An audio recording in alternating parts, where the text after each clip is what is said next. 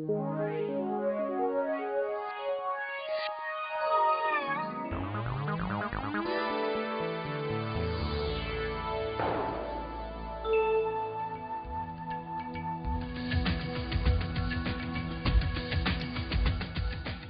professor Oromar nos falou na aula passada sobre o fluxo de energia, a matéria no ecossistema e as pirâmides. Vimos o que é a cadeia alimentar. A cadeia alimentar é uma forma de mostrar como que a energia está passando de um ser vivo para outro. Ela sempre tem 3 elementos básicos: os produtores, que geralmente são vegetais, os consumidores e os decompositores, que podem ser fungos ou bactérias. Aprendemos o que significa a teia alimentar. As teias alimentares nada mais são do que várias cadeias alimentares que interagem entre si. Então nós também continuamos tendo produtores, consumidores e decompositores, só que vários elementos de várias espécies. Observamos os 3 tipos de pirâmides. As pirâmides são representações para a quantização da energia no ecossistema. Ela pode ser a pirâmide de números, onde eu tenho o número de indivíduos em cada nível trófico. Pode ser a pirâmide de biomassa, onde eu analiso a biomassa desse ecossistema. Ou pode ser a pirâmide de energia, que me indica para qual é o fluxo de energia nesse ecossistema. Boa aula!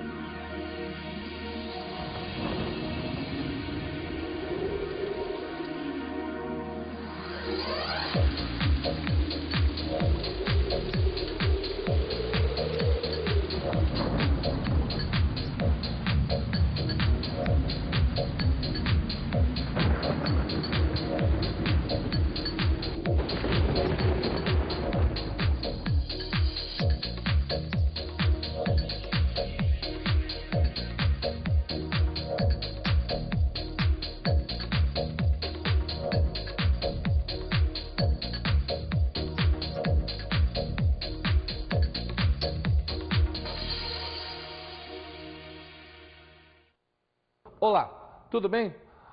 Veja o filme, observe o que eu quis dizer com esse clipe. Se você notar, nós vamos ter tudo em movimento, toda a matéria em movimento. E você deve se perguntar, tá, e daí? Tinha vulcão, tinha chuva, tinha isso. O que você quer dizer com isso? O que eu quero dizer é que tudo no universo, incluindo o nosso planeta, está em movimento. A matéria e a energia não são estáticas. E o que nós vamos ver hoje é exatamente isso. Nós vamos ver os ciclos biogeoquímicos. E o que são esses ciclos? Esses ciclos são a troca de matéria e energia no universo e no nosso planeta. Para que a gente entenda isso, vamos voltar um pouco. Vamos lá na aurora dos tempos, onde o universo começou. Vamos começar com uma bolinha de ping-pong bem pequenininha que estava pulsando, pulsando, pulsando e de repente explodiu. E isso que a gente chama de Big Bang. O Big Bang é quando esta matéria explode espalhando energia e matéria para o universo.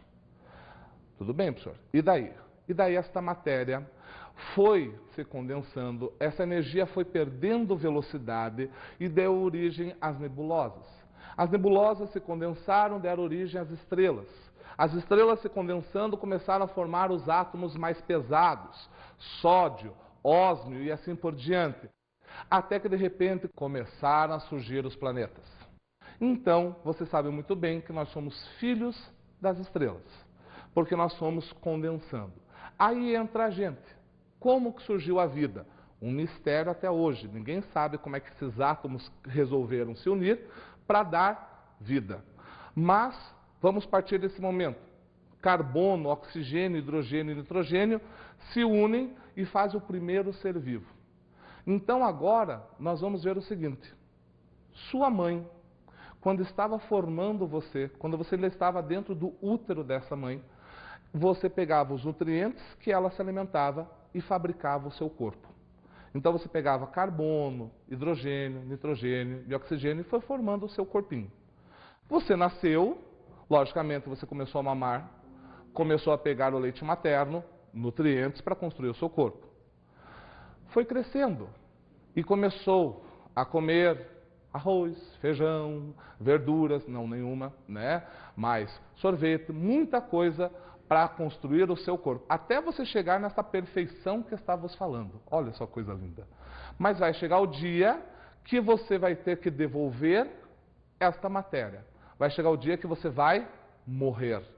E daí os bichos vão comer você. Jura pro senhor? É, minha filha, não adianta ficar guardando. Um dia os bichos comem, né? Então você vai devolver esses átomos para a natureza. Para quê? Para que a natureza pegue esses átomos e façam novas matérias. Nossa, professor, o senhor quer dizer com isso então que eu posso ter dentro de mim átomos que foram dos dinossauros? Com certeza. Mas é lógico que você não vai sair por aí dizendo assim, me chame de Rex. Não vai isso. Porque átomo não tem personalidade, ele é apenas um tijolo para ser formado. E assim, num ciclo que não se acaba, você vai pegando matéria e vai devolvendo para o ambiente. Vai pegando a matéria e vai devolvendo. Não precisa só você morrer. Pode ser que você esteja metabolizando. Ah, tá certo, senhor. Metabolizando. Agora, o que é esse negócio de metabolizar?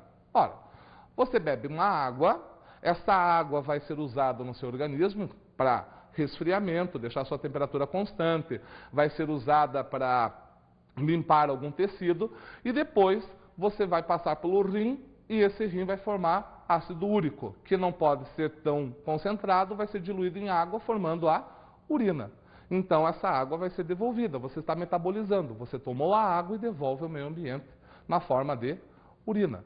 Você come, você se alimenta, faz a sua digestão, pega os nutrientes que você precisa e depois defeca, devolve ao ambiente matérias que você utilizou. Você perde pele. O fato de você fazer assim, você já está perdendo milhões de células de pele. Também está devolvendo ao ambiente. Neste exato momento, se você está me ouvindo, tem uns bichinhos na sua sobrancelha comendo os restos da sua pele. É uma coisa linda, mas você está devolvendo para a natureza a matéria que você utilizou. E não adianta passar a mão na sobrancelha, não. Porque ele está lá, ele não sai dali, ele fica ali comendo você. Nós vamos falar do carbono, do oxigênio e do nitrogênio. E vamos falar não de um átomo, mas sim de uma substância, que no caso, a água, que para nós é imprescindível. Não podemos viver sem ela. É um dos grandes problemas que nós vamos enfrentar neste milênio, né? Qual vai ser? A água. Você veja, é muito bonito você chegar lá na escola e dizer que da superfície terrestre, 75% é água e apenas 25% é de terra. Muito bonito você dizer isso. Só que desses 75% de água, só 4% é potável, ou seja, dá para a gente beber. Desses 4%, o homem já poluiu 3%, sobrou 1%. Se a gente não se cuidar, 1% cai fora. Não adianta mais você ficar brigando por petróleo. Nós vamos começar a brigar por água. Então nós vamos ter que primeiro ver o ciclo da água, para saber o que acontece e qual vai ser a ação que nós fazemos e a reação que nós teremos na natureza. Para isso, eu quero que você me acompanhe aqui. Bem interessante. Veja só, eu coloquei aqui o ciclo da água. Então nós vamos ver o biociclo da água. Como que acontece?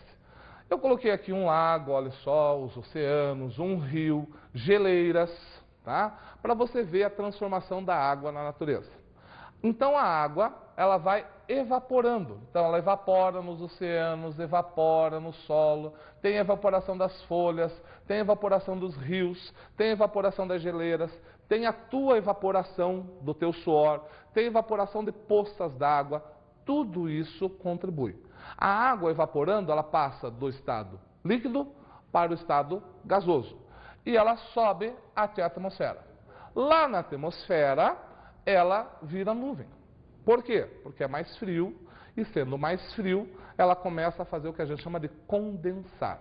Ela faz uma condensação, ela volta para o estado líquido. Ela sai do gasoso e vem para o estado líquido. Professor, Nuvem não é estado gasoso? Não seja louco. Nuvem são gotículas de água. Então isso daqui é água em suspensão, que vão se unindo, vão ficando cada vez mais pesadas, até que uma hora elas não aguentam e elas fazem o quê? Uma precipitação, que você chama do quê? De chuva. E assim ela volta à terra, tá? Aí pode chover na montanha, pode chover no mar, pode chover em qualquer lugar, tá? É assim que a água volta. Dessa precipitação pode acontecer o seguinte: alguma parte dessa água se infiltra no subsolo. Então vai lá, vai para os nossos lençóis freáticos, aonde vão formar verdadeiros arcabouços de água, que você perfura e tem o poço. Algumas dessas águas, elas não chegam no subsolo, elas ficam praticamente na superfície, e daí elas vão sofrer ação de pressão. E na primeira pressão que elas têm, elas saem para fora. E daí, o que acontece? Formam as famosas bicas. Né? Então você, olha lá, tem uma bica, vamos tomar água da bica. Sabe quando que eu tomo água de bica? Nunca na minha vida.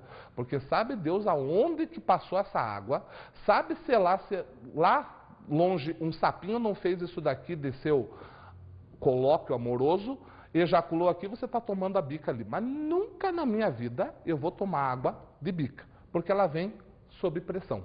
Tá? E assim é o ciclo da água. Uma consistência de evaporação e precipitação. Tudo daria certo se não fosse a nossa ação. O que o homem fez? Olha só que coisa linda. Primeiro, você desmata, você acaba com a floresta. Constrói aqui uma cidade, uma indústria. Vamos dizer assim, por exemplo, uma indústria de papel. Não vamos sair agora por aí também incendiando as indústrias de papéis. Mas uma indústria de papel que, para deixar o papel branquinho, precisa de ácido sulfúrico. Aí eu pego e branqueio esse papel. Solto na atmosfera uma coisa chamada óxido de enxofre. O óxido de enxofre, quando ele se junta aqui com a água das nuvens, ele faz H2SO4, ou seja, ácido sulfúrico. Quando chove, em vez de chover água, chove ácido sulfúrico. Já ouviu falar da famosa chuva ácida? É exatamente isso. Tá? Aí ela vai corroendo pinturas de carros, vai corroendo estruturas, vai corroendo até sua pele.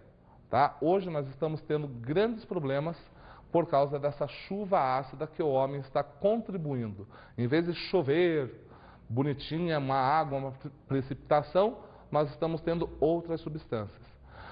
Se o seu pai passou já dos 60, ele pode falar isso para você. Antigamente, o pessoal tinha a mania de coletar águas da chuva, porque era uma água destilada para colocar no carro.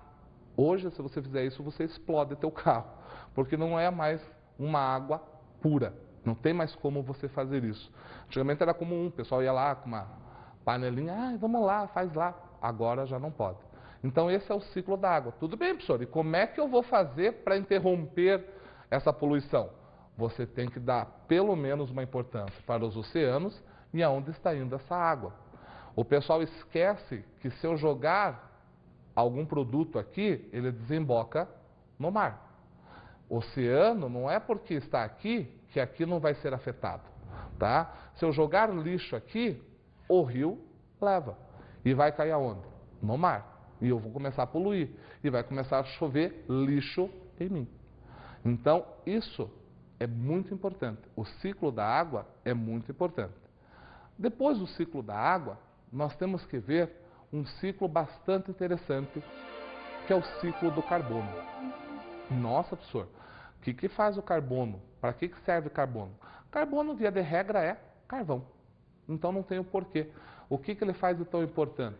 Ele só constrói o seu corpo. Então olha aqui esse cartaz, coisa linda. Vamos começar aqui com o nosso amigo carbono. Nossa, professor, esse daí está uma coisa de doido, não vou entender nada. Não, fique calminho. Olha só. Combustível fóssil. O que vem a ser esse combustível fóssil? Petróleo, carvão, tá? É um combustível fóssil. Esse combustível entra em combustão. O que é uma combustão? Uma queima. Se eu estou queimando, eu estou liberando carbono na atmosfera. Pronto. A taxa de carbono se eleva. Se eu elevar a taxa de carbono, eu tenho que ter alguma coisa que retire isso daí. As plantas vão começar a coletar o carbono da atmosfera, ó, gás carbônico da atmosfera. O que elas fazem? Elas fazem uma coisa chamada fotossíntese. Eles pegam um carbono, gás carbônico, mistura com água, em banho-maria com energia solar, faz com que saia oxigênio e a glicose que ela usa. O oxigênio saindo vai ser usado aqui pelos animais. Ó. Aqui eu coloquei um carnívoro, aqui um herbívoro, a própria planta respira e ela vai começar a fazer o quê? A respiração das plantas e respiração dos animais. E eu ainda coloquei aqui, ó, organismos mortos. Por que, professor, organismos mortos? Porque eles também entram em decomposição liberando carbono. Então, olha aqui, ó, organismos mortos e organismos putrefacientes. Bonito esse nome, né? Falei para um amigo meu, ele achou uma beleza. O que é organismos putrefacientes? Está em decomposição, está podre. Tá? Então, eles também liberam carbono na natureza. Tá, professor, e para que eu tenho que conhecer o ciclo do carbono que vai para a atmosfera, vem pela fotossíntese e volta na respiração? O que eu tenho a ver com isso?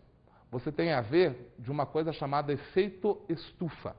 O que é esse efeito estufa? Antigamente, o negócio estava equilibrado. O carbono da respiração e também dos animais mortos, ou da combustão, ia para a atmosfera e as plantas conseguiam reorganizá-los para fazer a fotossíntese e tirar o oxigênio. Estava tudo ótimo. A taxa de carbono de dia era maior, a taxa de carbono de noite era menor. Tudo bem, numa boa. Mas daí o homem começou a fazer indústrias. E dá-lhe fazer queima, e dá-lhe fazer combustão. A taxa de CO2 começou a aumentar. Começou a fazer uma espécie de um cobertor em volta da Terra. Aí os raios solares vêm, batem no chão, retornam para a atmosfera e não conseguem. Quando eles não conseguem ultrapassar a atmosfera, eles retornam, aquecendo a temperatura da Terra. Nós estamos com aquecimento de 1 grau Celsius para 5 anos.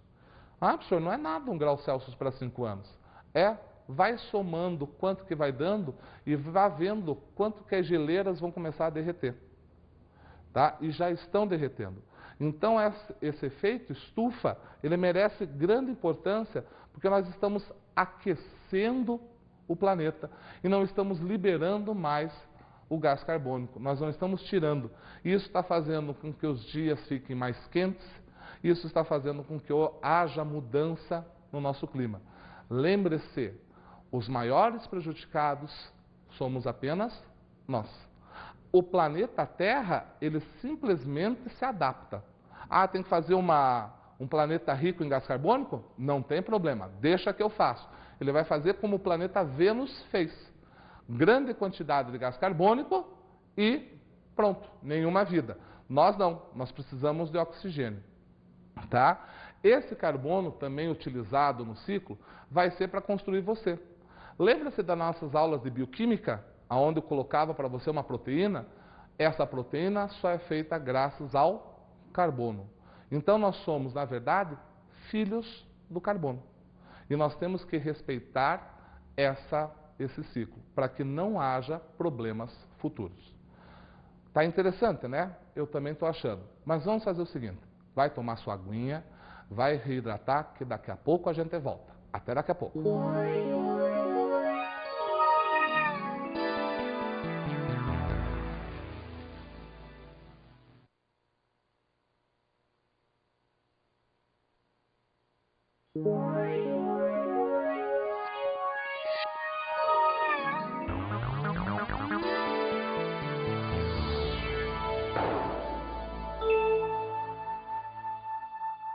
E aí, tudo bem?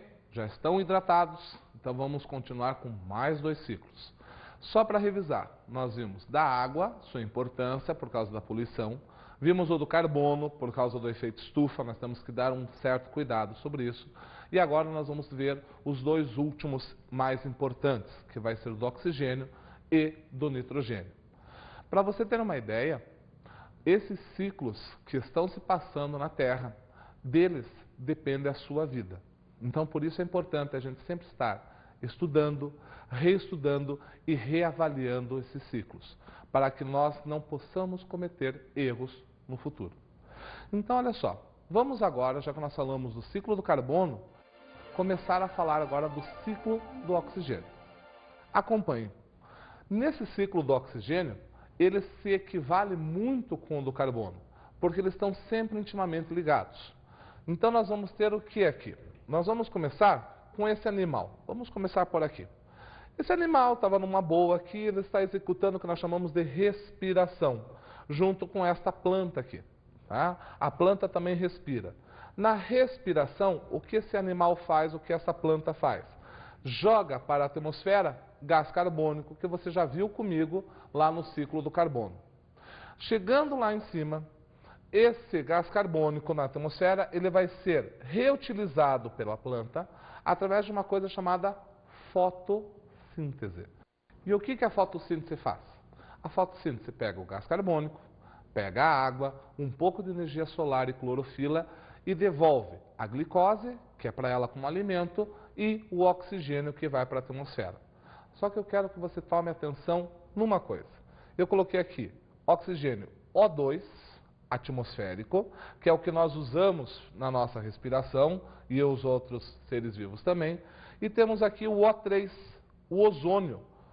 Professor do céu, o que é isso? O que ozônio é esse? Ozônio é uma molécula de oxigênio com 3 oxigênios. E ele tem uma grande importância. O ozônio, quando ele está lá em cima, né, lá na ionosfera, ele faz uma barreira protetora, que se chama camada de ozônio. Essa barreira, ela impede que os raios ultravioletas do Sol comecem a queimar o pessoal aqui embaixo.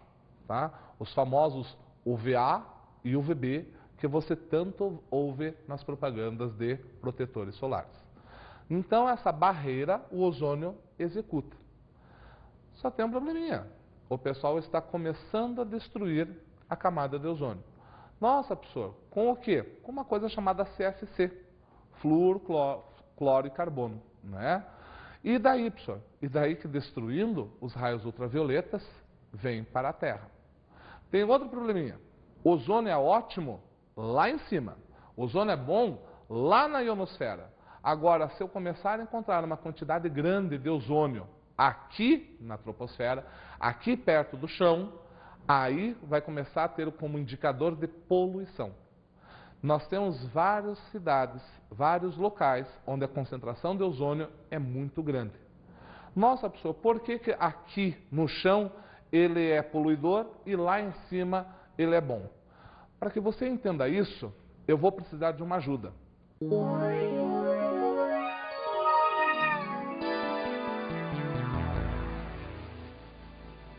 Eu perguntei para a professora de Química, a nossa colega, a professora Tânia, sobre o ozônio.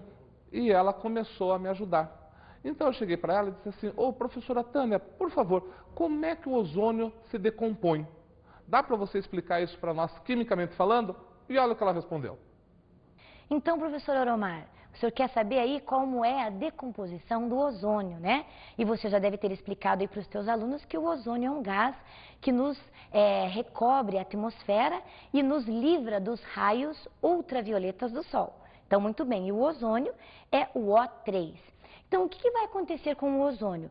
O ozônio, quando ele se decompõe, ele se transforma em gás oxigênio, né?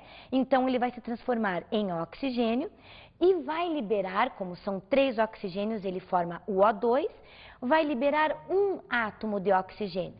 Então, estamos vendo uma molécula. Agora, imagine que este oxigênio aqui, ele vai reagir com outra molécula de ozônio. O que vai acontecer? Nós vamos juntar, então, os 3 oxigênios do ozônio, mais um oxigênio da decomposição anterior. Aí nós vamos ter 4 átomos de oxigênio, formando então as 2 moléculas de gás oxigênio de O2. Certo? Mas agora, professor Oromar, agora vem a minha pergunta. Eu quero saber que influência isso tem no nosso organismo. Essa é para você. Tudo bem, eu vou explicar para você. Não só para você, como para todos que estão assistindo a aula. Vocês notaram ali a reação que ela fez? Ela pegou o ozônio, e esse ozônio liberou uma molécula de O2, que é o oxigênio que nós usamos na nossa respiração, e um átomo de oxigênio. Eu não quero saber das próximas reações que estão ali, né? Que é aquele átomo reagindo com mais um ozônio, dando 2 moléculas de O2. Só me interessa essa primeira parte. do O2 e depois aquele um átomo de oxigênio. Aquele um átomo de oxigênio nós chamamos de oxigênio nascente. E esse oxigênio nascente, ele é extremamente antibiótico. Nossa, professor, ele virou remédio agora? Não, não é remédio. É que aonde ele se junta, ele mata o que estiver vivo, inclusive tuas células. Por isso que o ozônio aqui embaixo, na nossa atmosfera, na troposfera, ele é prejudicial. Porque se ele começar a se decompor e liberar oxigênio nascente, ele começa a entrar em você e começa a desfazer as suas células. Ele começa a destruir. Então, um ferimento começa a surgir pústulas, ferimentos, do nada. Você não se cortou e elas começam a ser corroídas. Isso é a ação do oxigênio. É por isso que nós temos que tomar cuidado com um aparelho chamado ozonizador. Já ouviram falar desse ozonizador? O pessoal vendia há muito tempo, acho que hoje até a venda está um pouco baixa, era um aparelho que você colocava junto à torneira da cozinha da sua casa. E daí, esse ozonizador, ele ia colocar ozônio na água para matar as bactérias e você ter uma água mais pura, uma água mais potável para você beber. Só que o pessoal não imagina que se eu coloco ozônio na água, eu também sou um ser vivo e estou tomando esse ozônio, que vai virar em oxigênio nascente e oxigênio molecular e vai acabar matando as minhas células. O ozonizador, se você começar a usar muito tempo, por mais de um mês, ele pode gerar úlceras no seu corpo. Até nos Estados Unidos, o pessoal tem a obrigatoriedade de colocar no ozonizador o seguinte aviso: só pode beber 2 copos por dia, tá? E hoje a gente já está tirando isso daí do mercado. Então tome cuidado quando alguém fala assim, vamos instalar um ozonizador. Isso é para colocar ozônio. E ozônio vai prejudicar as nossas células. Entendeu, professora Tânia?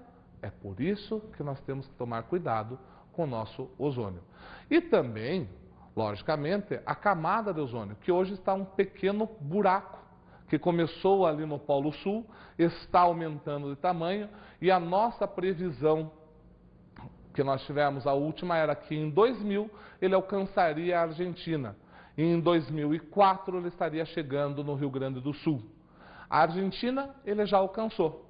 Nós já estamos tendo lá em Punta Arenas já animais nascendo cegos. Nossa, professor, como assim nascer cegos? Ora, tem um rombo, não tenho mais ozônio para proteger, os raios ultravioletas ultrapassam sem qualquer obstáculo e começam a afetar principalmente gestantes. Imagine o feto em formação e a mãe resolve ir à praia. Olha que coisa linda. Toma um banho de sol e o raio ultravioleta passando por ela, chegando até o feto. E chega, professor, chega, é energia. Isso vai afetar tanto a formação dos olhos como a formação cerebral. Então nós já estamos tendo isso na Argentina. Provavelmente, ano que vem, nós comecemos a ter esses problemas no Rio Grande do Sul. E daqui a pouco, Paraná, se nada for feito. E assim continua esse problema. E o que a gente tem que fazer, professor? O que a gente pode fazer para evitar isso? Ora, o pessoal já falou. Evitar de usar aparelhos que contenham CFC, que liberem CFC para a atmosfera. Tipo o que, professor? Geladeiras, aerosóis, né?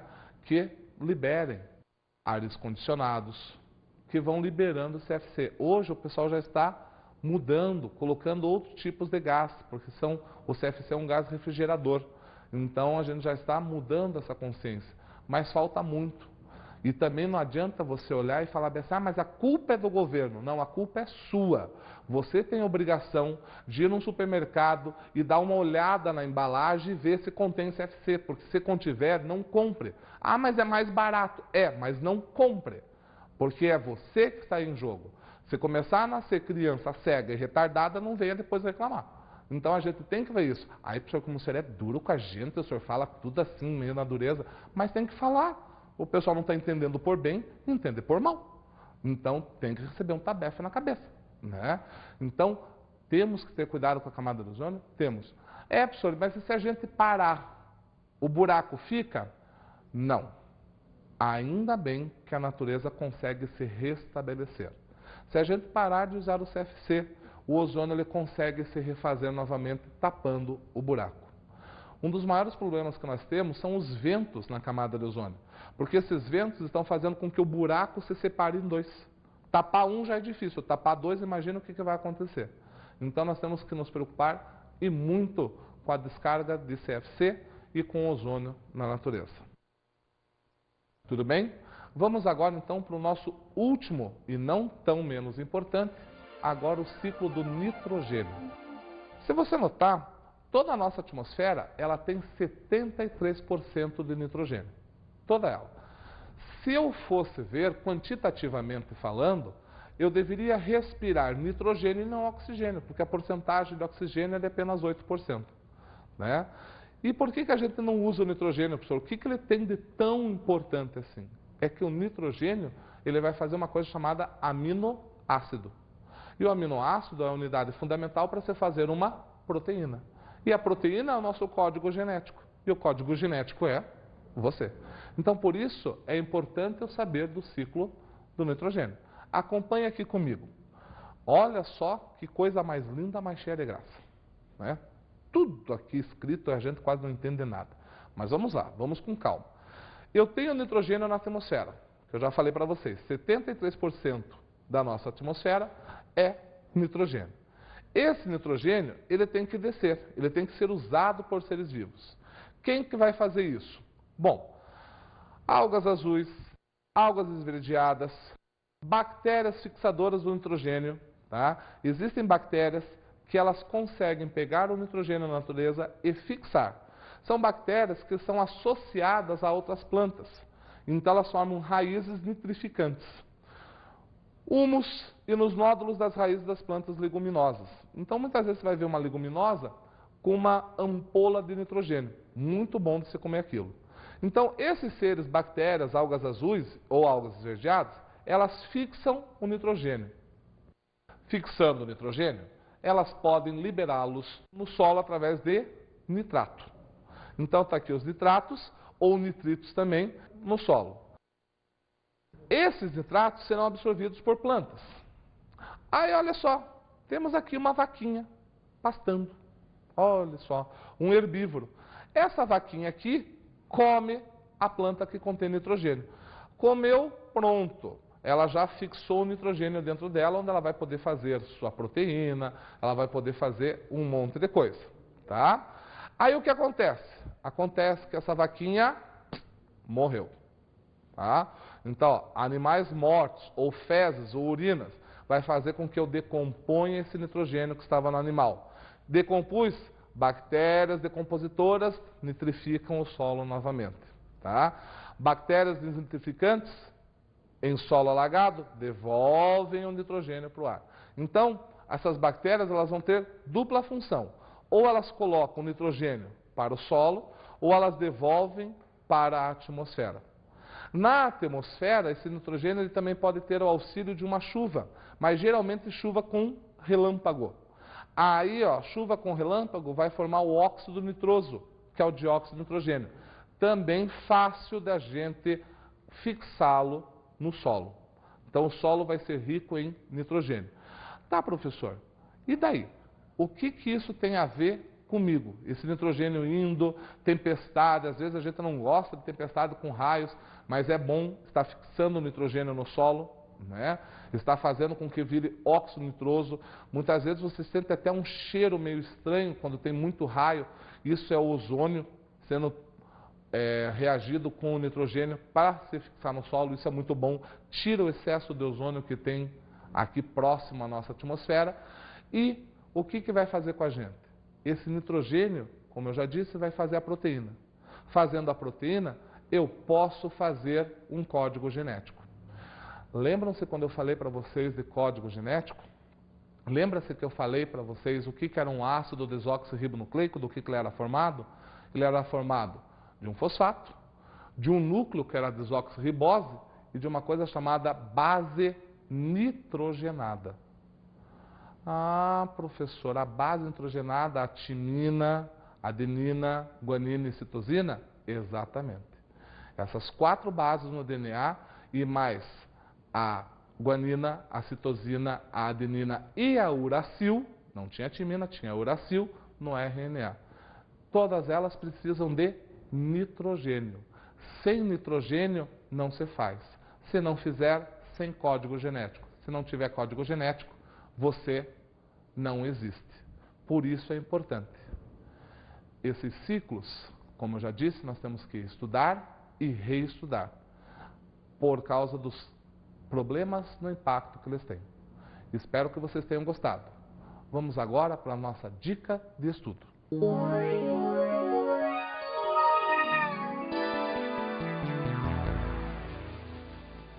Para a próxima aula, eu quero que você discuta entre seus amigos, aí na sua sala, com seus parentes, aonde for, uma estrofe de uma música. Essa estrofe: o sertão vai virar mar lá no coração, com medo que algum dia o mar também vire sertão.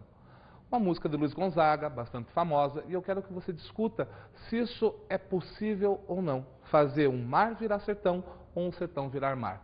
Eu espero você na próxima aula. Um forte abraço, até lá!